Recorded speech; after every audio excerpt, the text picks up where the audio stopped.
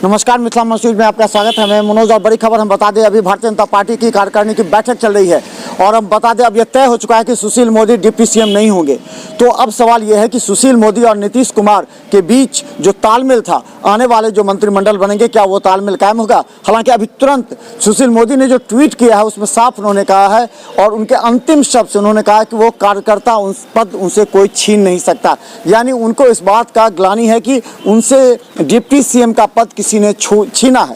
तो हम बता दें अभी जो बैठक चल रही है उस बैठक में अब यह तय हो रहा है। हालांकि विधानमंडल दल के नेता का नाम भी सुशील कुमार मोदी ने कहा, वो कटिहार के जो विधायक है तारकेश्वर प्रसाद, उनका नाम आया है और उप नेता में रेणु सिंह का नाम आ रहा है। तो अब सवाल ये है कि क्या उप मुख्यमंत्री को लेकर के जो कशमकश चल रही थी वो इस मोड़ पर पहुंच गई है कि भाजपा के कई वरीय नेताओं का जो मन था वो टूटने लगा है। लेकिन हम बता दें अभी जो खबर आ रही है कि अब सीधा दिल्ली से अब यहाँ पर उप मुख्यमंत्री के नाम का चयन किया जाएगा और इसमें जो कल तक कामेश्वर चौपाल का नाम आ रहा था, अब भी हम बता दें कि अभी 1 घंटा में अब नित्यानंद राय का नाम सामने आने लगा है।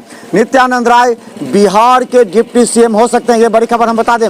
इसके साथ ही हम बता दें दरभंगा से इस बार 2 से 3 मंत्री का भी नाम जा सकता है। हालांकि अभी बैठक चल रही है, इस मंत्री पद में कौन कौन होंगे हम बता दें। इसमें मुरारी मोहन झा का नाम शामिल हो सकता है, सबसे पहले संजय सरावगी का नाम आ सकता है। इसके अलावा हम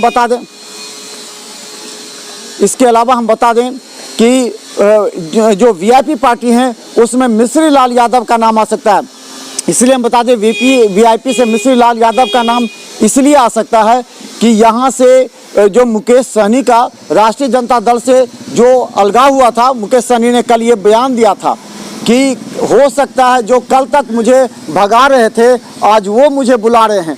तो इस बयान से वो राजद से असंतुष्ट हैं, राजद से नाराज हैं। तो ये दिखाना चाहते हैं कि हम यादव से ही कोई मंत्री बना रहे हैं, तो उसके लिए मिश्री लाल यादव फिट बैठते हैं। तो हम बता दें अलीनगर से विधायक के वीआईपी के मिश्री लाल यादव बन सकते हैं यहाँ से मंत्री। इसके अलावा संजय सरावगी का नाम आ रहा है, वही हम बता दें मुरारी मोहन झा का भी नाम आ रहा है। तो ये लोग दरभंगा से मंत्री बन सकते हैं। दरभंगा में 10 में से 9 एनडीए जीती थी। वहीं हम बता दें कि इस बार जो जदयू से जो नाम थे यहाँ पर वो कम उछले जा रहे हैं, लेकिन हम बता दें संजय झा का मंत्री बनना तय है माना जा रहा है।